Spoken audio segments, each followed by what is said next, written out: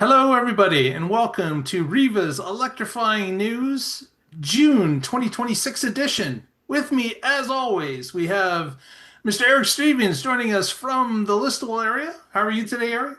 I'm doing fantastic, Mark. It's a beautiful day, and I'd rather be in my new RV camper trailer than working right now. So, I bet you would. I bet you would. Maybe we'll get into that conversation. Also with us, as per usual, Mr. Ian Graham joins us from parts unknown. He's in Mexico, I'm sure, but we'll find out. Ian, how you doing? It is warm, but there's not Mexican black flies, they're the northern black flies. Yeah. I would take the Mexican black flies because I don't think they exist. That's always a good choice when they Oh don't yeah. exist. Indeed. Exactly. Indeed. Well, we've got a bunch of news to share. Let's get right started. Ian's got the deck he's going to load for us. Yeah. So, all right. First off, this is awesome. The amount of the rebate program, the amount that we're seeing of claims, people getting their rebates is pretty impressive. And it's really brought this year up for the EV sales big time. Absolutely. And we kind of said this a few episodes ago when we were saying that there might be some bent up demand of people waiting to Yeah. for this rebate to happen. And of course, it got reinstated in February or March, around there. And Mhm. we had a bunch of people, obviously, that rushed to the exits to claim their $5,000. That people know that in the first year of the EVAP rebate program, you can get $5,000 off your EV that's under $50,000. And they've been doing it. So here we had a whole bunch of money given out for a total of $148 million dollars in less than 4 months. That's over 10,000 vehicles added to the Canadian EV list of people of ownerships. And this is fantastic. We were kind of waiting for this. I knew personally many people that did not pull the trigger on an EV in 2025 because they knew this was coming up for possible renewal in 2026. And once it happened, like I said, there was a lot of people that ran for the exits to get their particular rebate secured. And from these numbers, it's definitely showing that that is what is going on. Mhm. yeah, the timing couldn't have been better, too. The rebate comes in, and then all of a sudden we have the conflict in the Middle East, which has driven up energy costs, and it's gotten a whole lot of people considering electric as well on top of that. So, Eric, could I just ask you to speak into the microphone a little bit more? yeah, yeah. Sure. So, yeah, it's just the timing couldn't have been better. The um, with the conflict in the Middle East, and you know, The it's incredible. shockingly high gas prices that Yeah, happen because of it. yeah. I'm also kind of surprised to see the Toyota BZ be at the top there too. So Exactly. yeah, Yeah. So we've got some numbers here about the manufacturers being driven by strong demand for Toyota BZ, Chevy's Equinox and Blazers on top of the list. Kia sits in third place for their EV5, EV6, and the Niro is in there as well. And I think this is fantastic news. We're getting some spread out of different brands, and we're getting people happy to claim that credit. hmm And as it's showing here, Tesla, which is surprising. You'd think, oh, well, they would have done really well too, but they only had one eligible vehicle in the incentive, so that made a bit of a difference on that as well. It is interesting though, Toyota to kind of take that spot, but I have a feeling like the Prius is, that's such a well-known car, and anyone I've talked to is like has always found that car extremely reliable and everything else. So I could see that they were doing well with that Prius, and also it's got a body style which, funny enough, is very much like a Model 3, but it's sporty looking. It doesn't look like kind of like the old Prius by any long stretch of the imagination. It's got its own kind of, styling. It's a little sportier. And it's good to see with Chevy, the Equinox EV is a great EV. And You know what? Being the spring was coming up as well, I think this is a good time for people to look for cars to buy because they don't want to really buy it in the fall, early winter because you might be dealing with, they don't want to slip and slide with an accident by chance, getting the winter tires. This gives them a chance to get the vehicle ready for the spring, summer, and enjoy it. Exactly. Yeah. All right. So this one's really interesting, and even my neighbor was talking to me about it. So basically, BYD, as we know, is one of the Chinese electric vehicle companies that is looking to come to Canada, and there was a job posting that has come up about in Toronto, and for executing the BYD flash charging network expansion strategy and business growing across Canada. Now, this is interesting because we don't know how many BYD vehicles that we're actually getting in Canada first and foremost. What's that percentage going to be? But already it's great to see BYD is already saying, hey, we're going to start putting a charging network in. And the big thing, of course, for people is the fact that, you're getting anywhere from, 5 minutes to 9 minutes with a charge at 98, 99% on something like this. And also the big one is the fact that this can do it in negative 20 degrees Celsius. And, we hear this with Canada, the charging, of course, does slow down during the winter season with the temperatures on that aspect. So the fact that, they've done so many of these charging stations in China in about a year, now for Canada, I'm really hoping that they kind of get through getting this implemented because that also might then help to get that many more of the cars over here as well. And it'll be interesting to see if that opens up to other cars as well, how that network will adapt to the other EVs. Yeah, this is a great sign and investment for Canada, basically, that, BYD is certainly very serious about entering the marketplace here. Hmm. And, these, megawatt chargers, in a sense, could be great for, not just vehicles so much, but even commercial vehicles and stuff as well, too, that are going to be charging as well. So, I mean, it helps answer the question about the, 5 minute fuel up in a Yeah. sense. But personally, my bladder and my time is longer than 5 minutes, so Hmm. that I don't need something to charge that fast. But still, it's nice to have for certain applications and stuff like that. And it is interesting to see. I'm seeing a lot of research going into just how battery cells, like BYD is known for using their Blade battery cell, which is a LFP type battery cell. But what's helping them enable this high speed charging is lower cell resistances.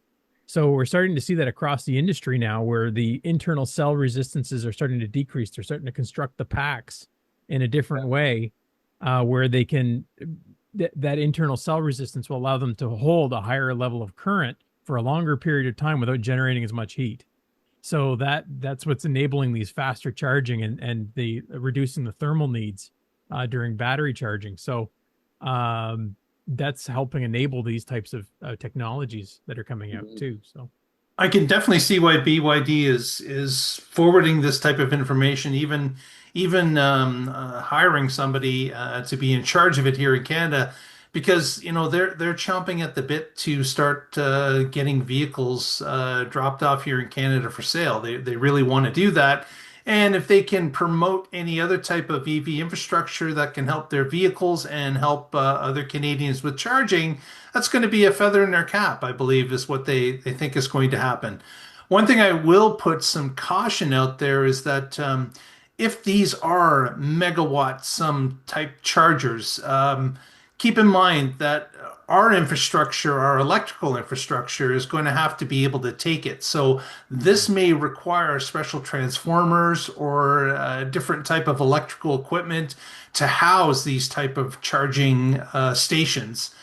We know that when we looked at in the earlier days along the 401 corridor, there were a number of sites that would be advantageous to have chargers, but they couldn't get the fast enough service into those sites, even to charge at levels that were less than half of what BYD is offering here. So that still could be an issue when it comes to installing these type of chargers. I'm not saying it's going to stop them, but I will say that they're going to have less sites to pick from than they would if the chargers were more in line with what are here today. Yeah, and I think in those situations they're going to have to pair that with like battery storage possibly as well too to get those surge speeds. They do actually couple that with battery storage. I did read that in the article as well. They need to because of that surge aspect. But even at that is, to charge those batteries back up at the site as well will take some time. So yeah, on that. Yeah. One little quick note to the 5-minute fill up. When I was charging, there was a gas station in the area where we were charging, and a guy with one of those big dualies, he was there for at least 10 minutes filling up. And the cost, I went over just to see, and he obviously was going from empty, was $330. Ow. Ouch is right. Yeah, no kidding. Oh, so anyways, whatever makes you happy. Yeah. All right.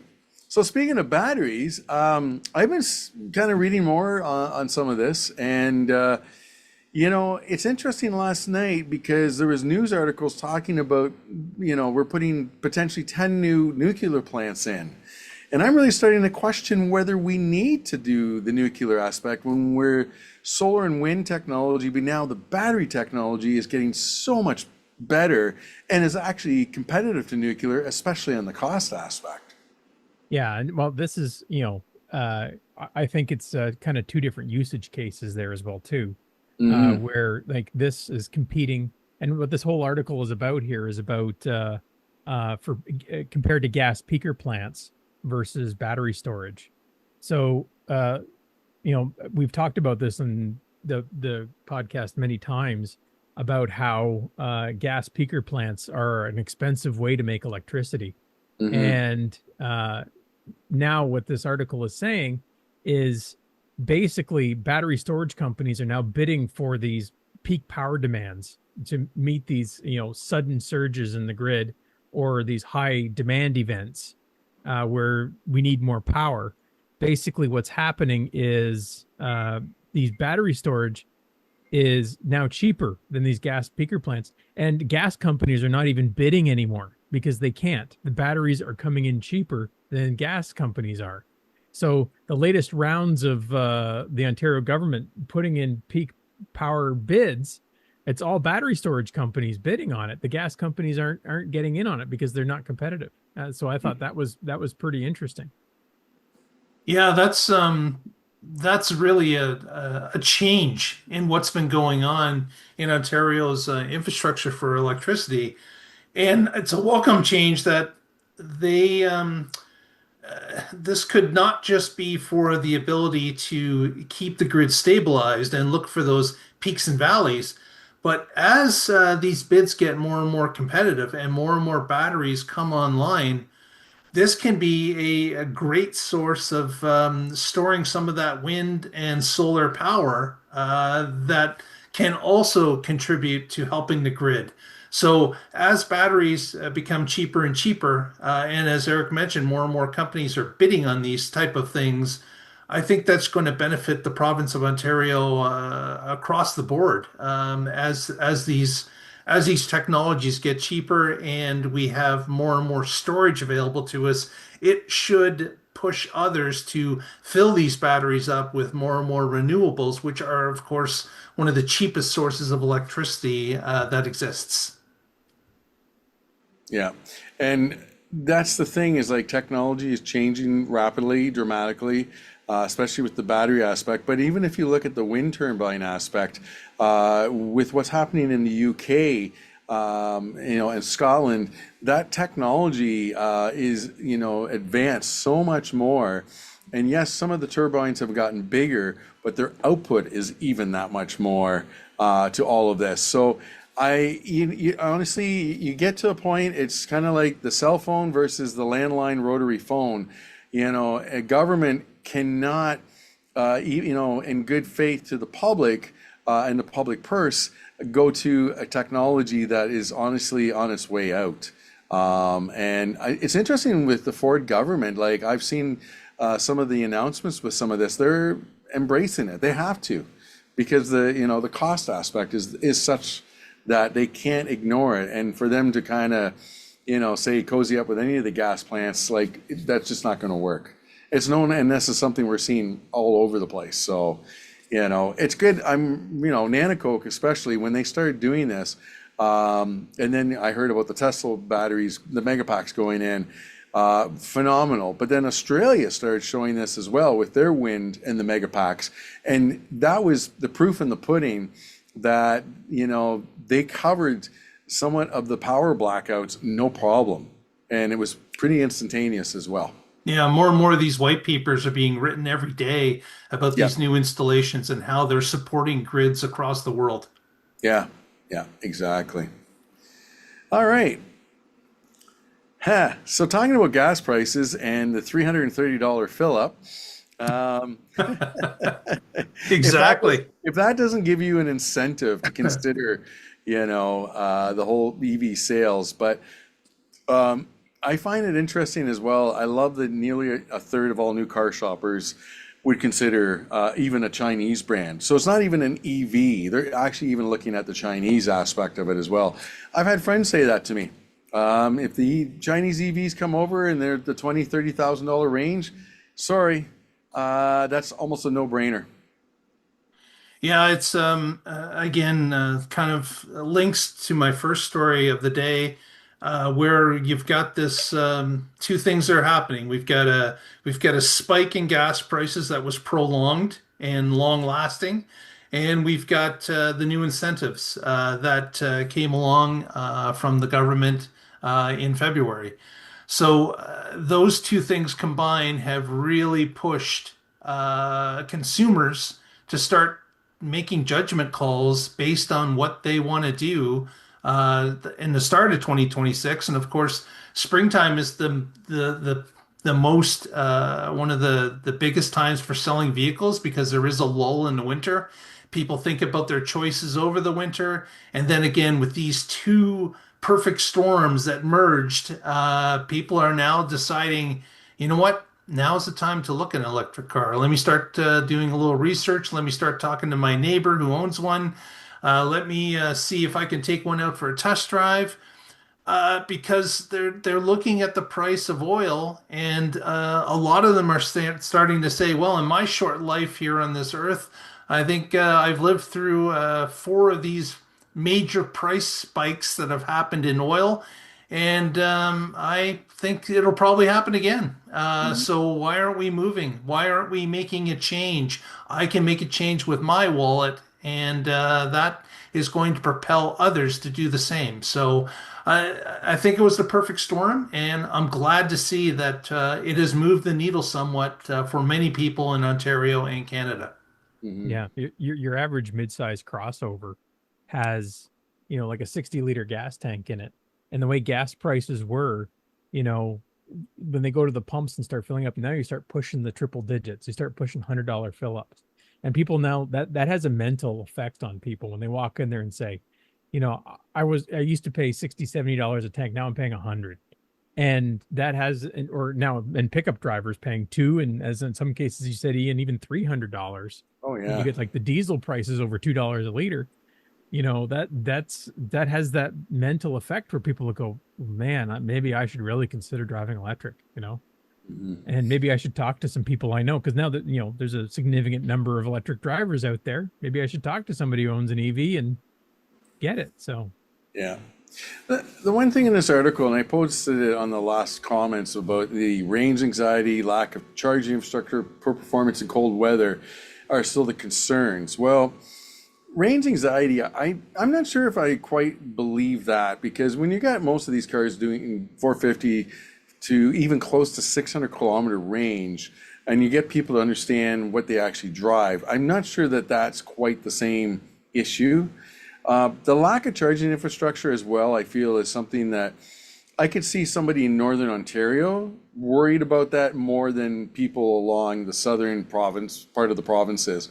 And so that part I'm also kind of questioning, because even to drive across Canada, that charging infrastructure has changed dramatically as well. And the poor performance in cold weather, okay, I'll give you that as well. That's still a bit of a concern. But again, if you go to getting people to understand like where is it you're going in the wintertime, maybe around Christmas, you might be driving that much more to a family thing, and that might be part of it. But those things are slowly, also going away. The cost, of course, yeah. Yeah, I think the big difference there, Ian, is not that it's an issue, but it's a perceived issue. Yeah. So a lot of people who are looking to get into it, or maybe even just recently got into it, and they're just getting used to driving electric and getting that change. It's that initial learning curve Yeah. and that initial fear. But then, it's one of those things that after you drive the car for a few months and Yeah. you get into it, and you realize, what was I worried about? You know? Yeah. It's fear of the unknown, really, is what it Yeah. is. And as Eric mentioned earlier, just go talk to your neighbor that owns that EV across the street. Ask them a couple questions Hmm. because they'll tell you the truth and their experience, and they'll be able to dispel all of these anxieties that are really perceived. They're not anxieties for people that own these cars anymore. Yeah. And I can help the people out right off the top because I can first off say I've driven twice to Mexico and it's warm. So you don't have to worry about cold weather. And there's the charging network right down to Mexico. Yeah. And it's warm and there's tequila. All right. Speaking of Mexico, meet Olinia. I'm not sure if that's how you spell or pronounce it. Olinia. I'm sort of saying Olinia. Anyways, this is an interesting car. The price, like 8,600 bucks. Now, the only thing with this car I will say is the speed of 50 kilometers makes me a little nervous because I've seen some of the crazy drivers in Mexico, and 50 kilometers times that by about three at times, on the tolls. But this car is meant to be, within a city. And it's interesting on the inside how many people you can kind of fit in this thing. And of course, it's also competing against BYD's Dolphin Mini, which is not overly a huge car. And it's only doing like 62 miles, 100 kilometers of range, which isn't a heck of a lot. But I could see a lot of people in Mexico going, this is a great city car. Mexico City, Guadalajara, Monterrey, etc. Even in the Puerto Vallarta area where I'm at, I could see this car working pretty good. The only thing, the 50-kilometer aspect might be a little bit of a concern in certain areas. But I love the fact that they're pushing through with this. They've worked with National Technology Institute of Mexico, the Polytechnic Institute, etc. It's just really cool. Yeah, I mean, it's good to see Mexico trying to get into the market here and play into it. Like you said, I think this would be a good car for Mexico City. Yeah. There, the average speed, people are often stuck in traffic, and it's actually pretty good. Monterey, on the other hand, I've been there. Those people are nuts when they drive. So yeah, Yeah. but definitely a place like Mexico City, certainly. Maybe Toronto. Look at the traffic in Toronto. Yeah. Yep. I would, yeah, I think the 50 kilometer or 50 mile per hour is going to be a little bit of an issue as time goes along. I think what's more important here, not the 50-kilometer speed, but Mexico's getting involved with local companies creating EVs. They know that this is the future. They're seeing it from their statistics of what vehicles people are buying in Mexico as a whole today. And they're seeing that electric vehicles are starting to be the major market mover for people's vehicle choices.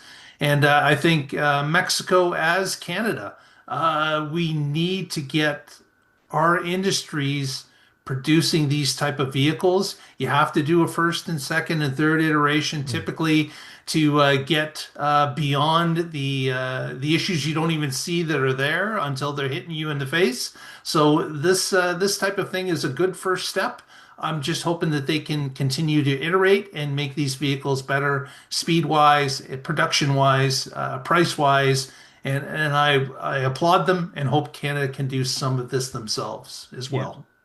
fully agree, Mark. Yeah, this might be one of those things where the car might not be fantastic, but it's a first iteration. It gets people learning, and they have a great supplier base there as well too. Mexico makes a lot of vehicles and have a lot of supply options there. So, Hmm. you start that expertise and then you iterate from there. And Yeah. One quick thing is, they got a rabbit on the front hood, so that would be an incentive. Like, let's get it going. But the other quick thing, if you notice, this has roof racks on it.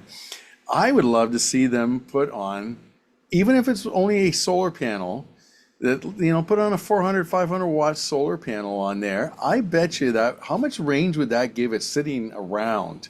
Because it's only, 14.7 kilowatt battery. I could see this thing, working with that. So we'll see. All right. If you're doing Uber, that might not be the greatest either with the speed for Uber Eats. All right. Lastly, General Motors becomes first automaker to partner with Redwood across the full battery life cycle. This is awesome to show people this, because the naysayers going on about, batteries in landfills and everything else. And, that myth will die eventually over time. Like, it'll get to the point that everyone knows that you don't just throw away these batteries. There's no way. There's too much good stuff in it. yeah, this was an interesting article. I thought that General Motors was partnering with Redwood Materials already on making battery cells and stuff like that. But now they're doing the full life cycle with Redwood, and Hmm. now they're taking batteries, they're repurposing them for grid tied storage for their applications, and then afterwards they're actually recycling them and then helping them to make new batteries again in the future. So this is the full cyclical economy that we keep talking about as well too here, and that's completing the loop in a sense.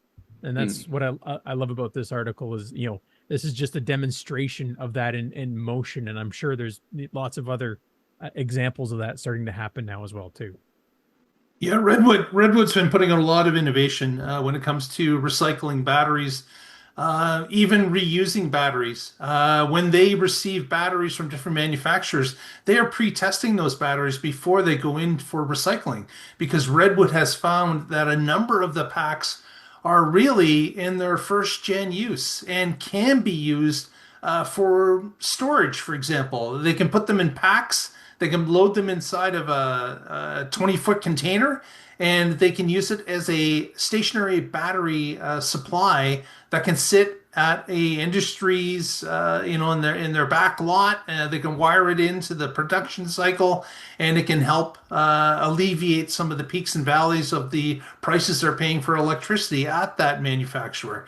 So this is just more evidence of them expanding what they've got and reaching out to GM and others, indicating that they can make this a whole circular economy where they're coming in and being used. Maybe first of all to see if they can be reused at the site. Secondly, it may be that they're going to recycle them, and then third, obviously, the raw materials get broken down into the powders and sold again to battery manufacturers who are happily buying them, because of course now they're even more pure when they're purchasing those mineral powders. So big plus here. Big fan of Redwood Materials, and I hope they continue this. Yeah, the big aspect, as you mentioned, like, there's multiple possibilities with what they can do with the battery, including if they have to break it right down to the actual powders and everything else again. And as was shown, like, this is well over a year ago, the recycling aspect of and purifying of those powders again actually makes the battery even stronger every time. Because you're taking more of those impurities out. So, and Redwood, working with GM, two powerhouses, two companies that, are really, I think, going to lead the way for more of the future when it comes to the battery and the technology and what we do with this. And it is, again, back to the point with the gas power plants, and doing the batteries there. This is only surpassing anything to do with, I think, not only gas power plants, but also the whole gas car, because this is advancing so rapidly with the technology. And it's great to see. I think it's going to make everything that much cheaper as well. Very good, very Yeah. good. Well, we that's our stories for this month. Let's roll into a few shout outs. Eric, let's start with you. Any shout outs from you today? I was just going to give a shout out to A to Z is a Canadian company that makes adapters for Yep. vehicles, and mine got a workout last weekend with multiple charging stops, and it worked very well. They were flawless every time. So That's a plus. yeah. Did you use a variety of different places or? So I used a Shell recharge, and then but those were CCS, and then was using Tesla superchargers as well too. So Excellent. Mhm. And you've been hauling around a trailer, so you've been giving your vehicle a workout and learning a little bit about aerodynamics, I'm sure. yes, absolutely, yeah, definitely the tow range and capabilities, but still was a very capable vehicle and was still very doable. So you just have to understand the limitations and play within that. And but again, like learning to drive an EV for the first time, towing you once you do it a few times, you learn. So And Yeah. just for those at home, how big is the trailer that you've been moving? it's a total 21 feet from tip to tip, Okay, basically, and it's 3,200 pounds dry. So very good, very good. And Ian, any shout outs? because we brought up Mexico and because I'm also a diehard Rush fan, they started their tour, but they just did 2 nights in Mexico City. And if you can see, they also released this poster for only the second night in Mexico City, of which shout out to my friend Adrian for getting me the poster. I can now frame it and put it in my home in Mexico. Nothing to do with EVs, but a shout out also to Rush, just Annika on drums. I'm so happy they got her and involved. She's incredible, absolutely incredible. It's making a lot of happiness. Ian, you got a Canada Day special coming up for your band. Is that right? You want to let people We're, know? yeah, we're opening for Kim Mitchell in Woodstock on Canada Day with my band Always on Friday. Very good, very Yeah. good.